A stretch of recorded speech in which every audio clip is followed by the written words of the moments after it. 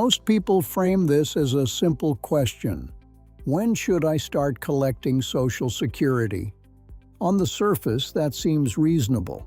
But after decades of watching retirement decisions play out, I've reached a different conclusion. The claiming age question is not the real question. It is a symptom of a much larger analysis, an analysis most people never complete.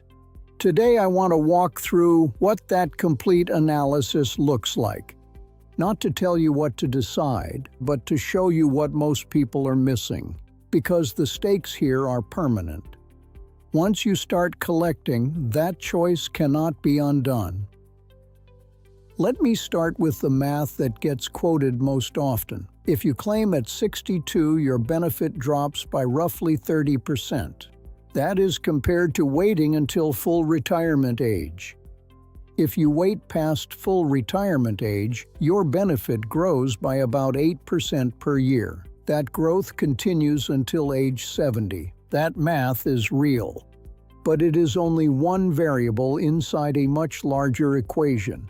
Optimizing one variable while ignoring 4 others is how intelligent people make expensive mistakes.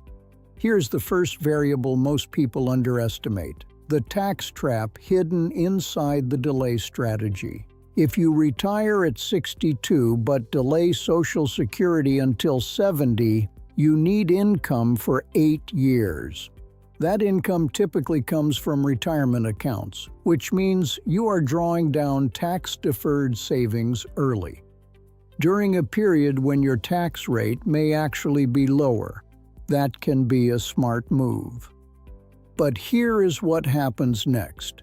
At age 73, the IRS requires minimum distributions from those same accounts, whether you need the money or not. And if your Social Security benefit is now at its maximum because you waited, you now have 2 large income streams arriving at once: your required distributions and your maximized benefit, both taxable, both potentially pushing you into a much higher bracket.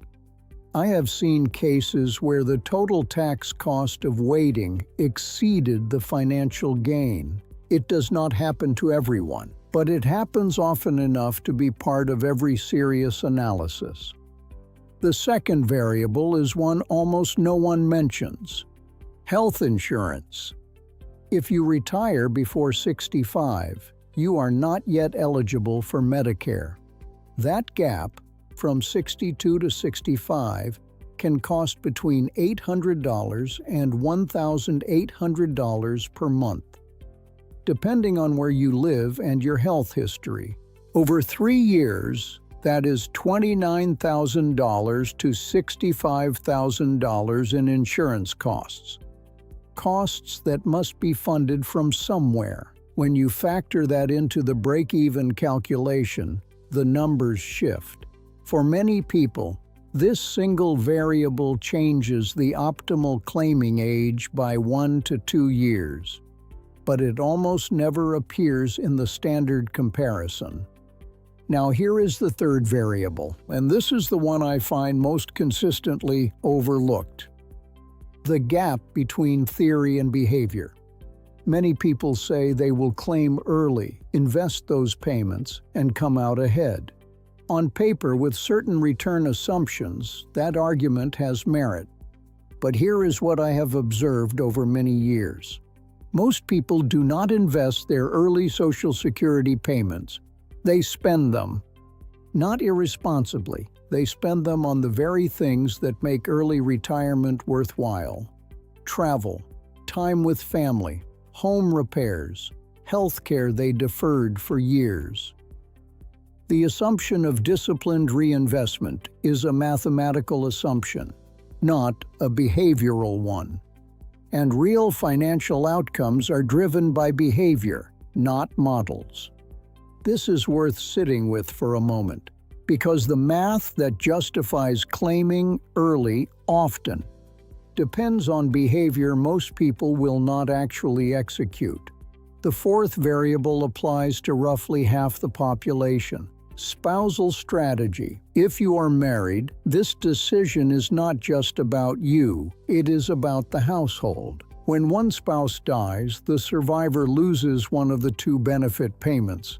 They keep only the larger one, which means the decision made by the higher earner directly determines the survivor's lifetime income, often for decades. If the higher earner claims early and dies at 75, the surviving spouse may live another 15 to 20 years on a permanently reduced benefit. This is not a hypothetical. Women statistically outlive men by approximately 5 years, and surviving spouses face some of the most severe financial stress in retirement. Not because they made bad decisions, because the wrong spouse optimized for the wrong variable. The fifth variable is the one carrying the most emotional weight: longevity. And here I want to be precise rather than comfortable. The average life expectancy for a 62-year-old American man is approximately 82 years. For a woman, approximately 85. Those are averages. They include people who die at 63 and people who live to 97. Your family history, your current health, and your access to health care all shift your personal probability significantly.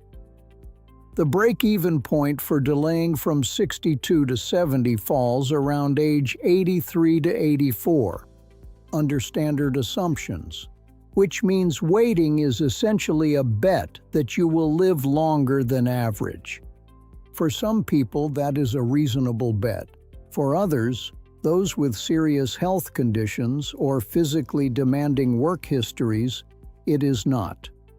Both answers can be correct. What is not correct is making this decision without knowing which category you are in. Now let me show you where this all connects. The claiming age decision is the intersection of 5 separate calculations: your tax situation in retirement, your health insurance costs before Medicare, your behavioral relationship with money, your spousal income strategy, and your realistic longevity probability. Change any one of those 5 inputs, and the optimal claiming age changes, sometimes by years. This is why universal advice in this space leaves me skeptical. The person who should claim at 62 and the person who should wait until 70 can both be making the correct decision because they are solving different equations. What they have in common is this: they both need to know which equation they are actually solving. One pattern I have seen repeatedly concerns people who panic about long-term solvency. Those who claim early out of fear often end up in a worse position than those who ignored the headlines entirely. Not because the solvency concern is irrational. The trust fund projections are real. Some benefit adjustment over the next decade is likely. But claiming early out of fear is a permanent response to a problem that may never fully materialize. Even under conservative projections, Social Security benefits are not going to zero. Current models suggest that even after trust fund depletion, projected around 2033 to 2035, benefits could still be paid at approximately 80% of scheduled levels. That is a meaningful reduction, but it is not disappearance.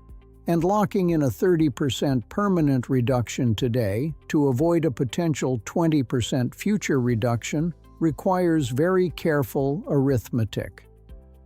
The final thought I want to leave you with is this: Social Security, at its core, is longevity insurance. It is a guaranteed, inflation-adjusted income stream, backed by the federal government. For people who live long lives, it becomes increasingly valuable over time. For people with limited savings, it may be the most important financial asset. they have in their final years. The decision about when to activate that insurance is consequential. It deserves more than a break-even chart and a reaction to a news headline. If there is one thing I hope you take from this conversation, it is simple. Complexity is not an obstacle.